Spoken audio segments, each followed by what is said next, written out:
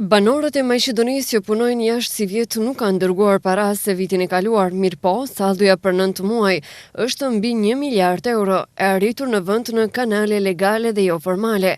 Banka Popullore në këtë statistik përveç parave që kanë arritur prej jashtë në llogaritë të rezidentëve të Maqedonisë, i llogarit edhe devizat për të cilët banorët e Maqedonisë në kursimori marrin në denar. Në periudhën prej 9 muajsh në Maqedoni gjithsej janë futur 1 miliard e 107 milionë 300 mijë euro.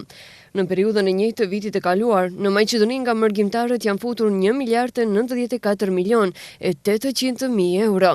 Rreth 200.000 emigrantë shqiptar që jetojnë dhe punojnë në vende të ndryshme evropiane dhe botrore, gjatë muajit korrik dhe gusht vinë për t'i kaluar pushimet në vendlindje. Për Maqedoninë, këto dy muaj llogariten si burim i rëndësishëm ekonomik për rritjen e fuqisë blerëse.